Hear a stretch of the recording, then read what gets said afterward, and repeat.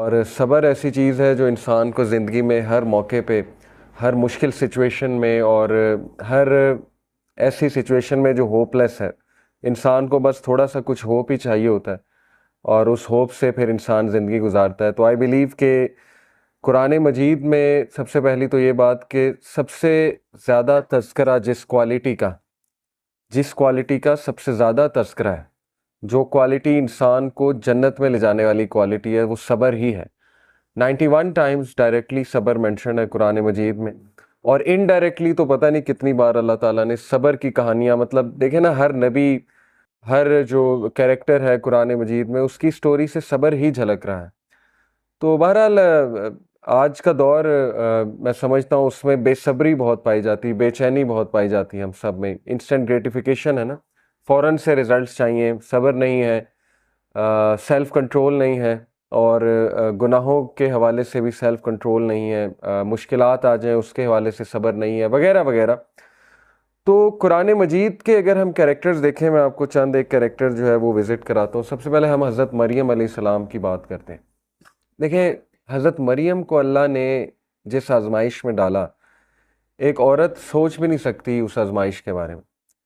اور دیکھیں، ایک ایسی عورت جو اتنی پاک دامن ہے اور جن کی ریپیوٹ اتنی اچھی ہے، اور ان کو حمل ٹھہر جائے، یہ ایک سوچنے والی بات ہے اگر آپ اس پہ سوچنے بیٹھیں۔ ہم تو کوئی ڈیزیز آ جائے، کچھ حادثہ ہو جائے، ہم کہتے ہیں اس میں ہمارا کیا قصور تھا۔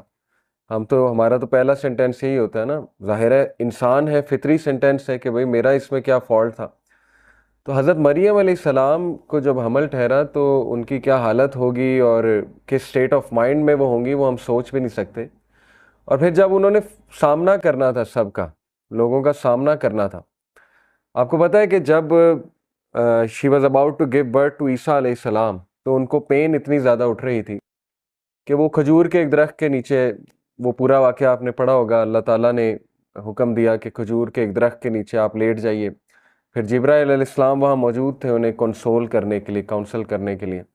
آپ کو پتہ ہے ان کے منہ سے کیا الفاظ نکلے کہ ہائے کاش میں ایگزسٹ ہی نہ کرتی اس واقعے سے پہلے، یعنی میں ہوتی ہی نہ، یہ منہ سے نکل گیا ان کے۔ تو نیچرل ہے، فطری ہے کہ انسان کو کچھ مشکلات ایسی آتی ہیں یا کچھ کمر توڑ غم ایسے انسان کی زندگی میں آتے ہیں، لیکن at the end of the day یاد رکھیں کہ انہی کی سٹوریاں آج ہم ڈسکس کر رہے ہیں۔ یہ بات یاد رکھیں، جتنے بھی گریٹ لوگ ہیں نا، جن کی سٹوریاں ہم سنتے ہیں، ابھی میں بیٹھ کے ڈسکس کر رہا ہوں، وہ تو اللہ کو پتہ ہے نا کہ 2022 میں بھی یہ سٹوری ڈسکس کی جا رہی ہوگی، اور جگہ جگہ حضرت مریم کی مثال دی جا رہی ہوگی، اس لیے اللہ تو مسکرا رہے ہوں گے نا۔ حضرت مریم تو اس وقت پین میں تھیں، رو رہی تھیں، لیکن یہ کہ اللہ جو ہے اس کے لیے تو ٹائم نہیں ہے نا، پاسٹ پریزنٹ فیوچر، اللہ تو آگے دیکھتا ہے۔ جیسے ایک بھائی نے سوال کیا، اس کا ہمارے ایک دوست نے بہت اچھا آنسر کیا۔ انہوں نے کہا کہ دیکھیں، شام میں، سیریا میں بچے مر رہے ہیں، بامبنگ ہو رہی ہے، ایک مدر ہے، اس کے 4 بچے تھے، وہ چاروں شہید ہو گئے بامبنگ میں۔ تو یہ کیا ہے؟ وہ اتنی پین میں ہے، اتنے دکھ میں ہے۔ تو انہوں نے بڑا زبردست آنسر کیا، انہوں نے کہا کہ اصل میں آپ کو نظر آ رہا ہے اس کے بچے مر جانا، اس کی پین، جو کہ بالکل ٹھیک ہے، وہ بہت بڑی پین ہے، لیکن اللہ کو پتہ ہے کیا نظر آ رہا ہے، کیونکہ اللہ تعالیٰ کے سامنے پاسٹ پریزنٹ فیوچر نہیں ہے۔ اللہ کو نظر آ رہا ہے کہ وہ اپنے بچوں کے ساتھ جنت میں کھیل رہی، اور وہ صحابیات کے ساتھ ہے۔ تو یہ جو ویژن ہے نا، یہ جو پرسپیکٹیو ہے، ظاہر ہے ہیومن بینگ کو نہ وہ ویژن ملا، نہ وہ پرسپیکٹیو ملا۔ تو اسی لیے یہ مثالیں اللہ نے ہمیں اس لیے دی ہیں، حضرت مریم کی اور دیگر جو انبیاء ہیں اور جو کریکٹرز ہیں، کہ ایٹ دا اینڈ آپ دیکھ لو کہ انہیں راحت بھی آئی، فَإِنَّ مَعَ الْعُسْرِ يُسْرًا إِنَّ مَعَ الْعُسْرِ يُسْرًا۔ اور پھر اللہ کے نبی صلی اللہ علیہ وسلم کے بارے میں اللہ نے کیا، سورۃ ضحیٰ جب آپ پڑھیں تو اس سے کتنی امید ملتی ہے کہ وَلَسَوْفَ يُؤْتِيكَ رَبُّكَ فَتَرْضَىٰ، کہ اے نبی، اللہ آپ کو اتنا دیں گے کہ آپ راضی ہو جائیں گے۔ تو دیکھیں نا، اینڈ ریزلٹ تو اللہ بتا رہا ہے کہ اللہ بے شک صابرین کے ساتھ ہے، جو لوگ شکایت نہیں کرتے اللہ ان کو پسند فرماتا ہے۔ اور صبر کی ڈیفینیشن یہیں سے سمجھ لیں۔ دیکھیں، صبر is not waiting, some times waiting is suffering. صبر ہے waiting with a good attitude, یہ صبر ہوتا ہے۔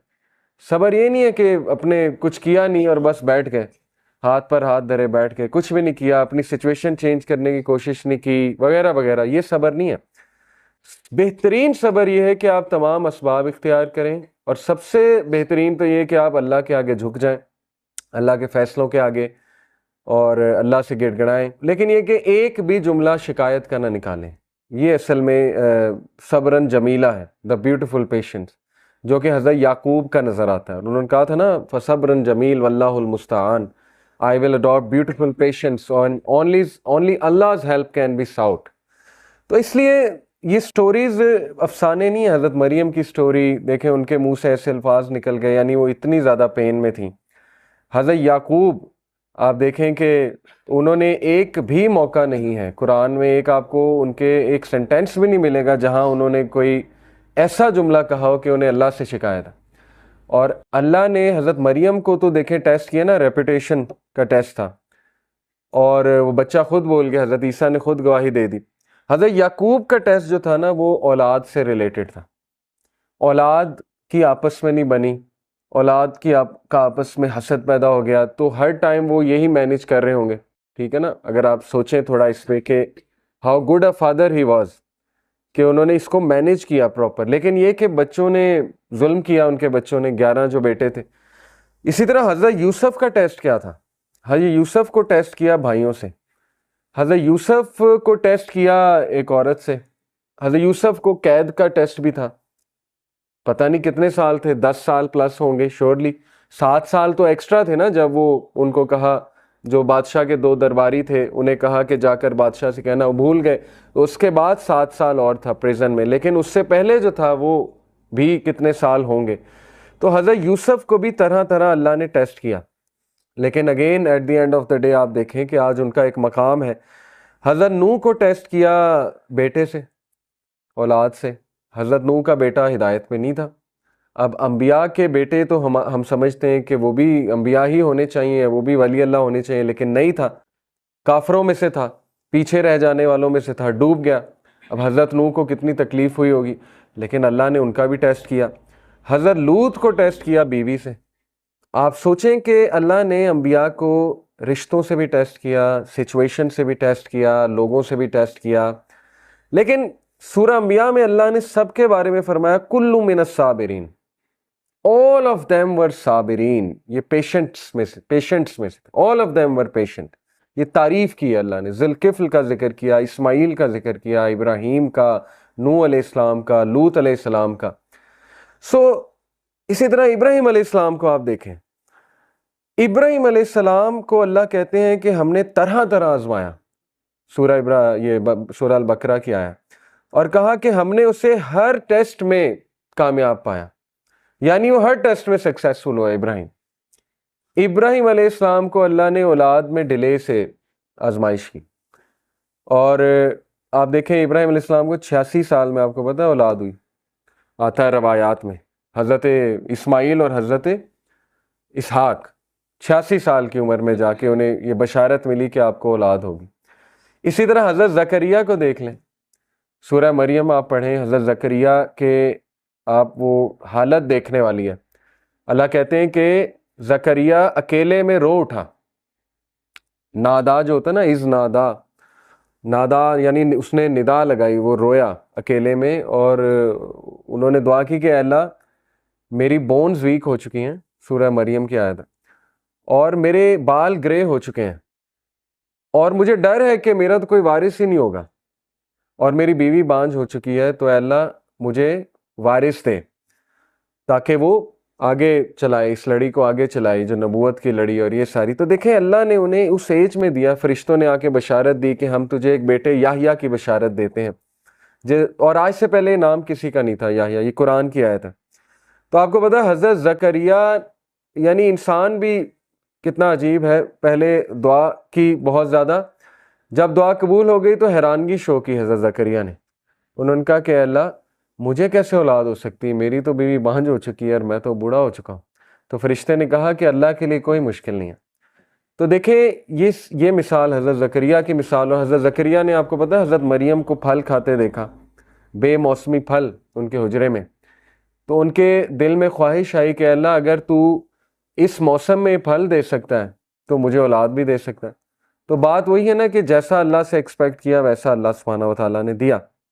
تو حضرت زکریا کی مثال ہمارے سامنے، حضرت ابراہیم انہیں بیٹا دے کے پھر بیٹے سے بھی آزمایا، یعنی آپ دیکھیں اتنا لیٹ ایک تو بیٹا ہوا، اس کے بعد کہا کہ اس کو ذبح کر دو، یعنی اللہ کی راہ میں اس کو قربان کر دو۔ تو یہ کچھ چھوٹی مثال تو نہیں ہے، یہ تو ہم تو سوچ بھی نہیں سکتے اس طرح کے ٹیسٹ کے بارے میں کہ اولاد ہو اور اس کے بعد اسی اولاد کو جو ہے اللہ کی راہ میں قربان کرنے کی آزمائش لی جائے، اور پھر باپ سے ٹیسٹ کیا۔ سب سے بڑی بات، باپ ٹاکسک فادر تھا نا، سیدھی سی بات ہے، کیا کہتا تھا کہ یہاں سے نکل جاؤ، دفع ہو جاؤ، نہیں تو میں ویسے ہی تمہیں مار دوں گا، سنگسار کر دوں گا، قتل کر دوں گا۔